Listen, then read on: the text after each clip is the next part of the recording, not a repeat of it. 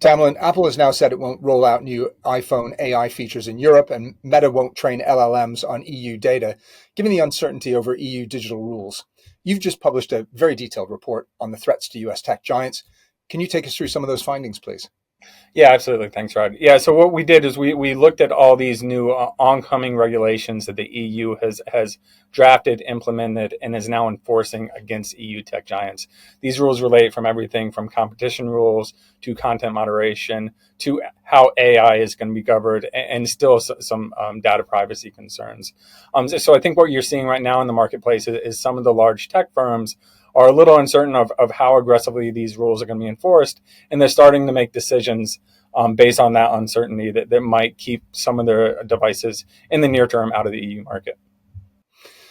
And if we just switch to enforcement and the changes that are being proposed, how's this different to how the EU has approached it with big tech in the past few years? Yeah, absolutely. And of course, everybody knows that the battle between EU regulators and the tech sector, and specifically US tech giants, has been going on for years, if not decades. Now, the difference here is the EU regulators base the new rules. And if we take the Digital Markets Act as an example, this is a new set of competition rules that is really based on a lot of the battles in the past between EU regulators and US tech giants. So you have things like anti-bundling, which of course was a key component of the EU fights with Microsoft decades ago. More recently, the battles over sort of the Apple's App Store and forcing it to open up. And then also stuff on data privacy. So what the EU did is they crafted these rules based on case law to really give them a lot of leverage to try to bring sweeping changes against what they think are market abuses. So that's one component. Another component is the timeline. Competition cases took at least usually 3 years or more to complete from the time when they were launched. The DMA, it's going to have to be completed within a year. And then also, if you look at the financial penalties, there's a lot more leverage for the regulators to really ratchet up the fines against these tech companies. So this is really an acceleration of the enforcement against the tech industry. And one of the things I thought really interesting about your report is the EU Tech Regulation Tracker. Could you just spend a minute or so talking about the methodology behind that, please?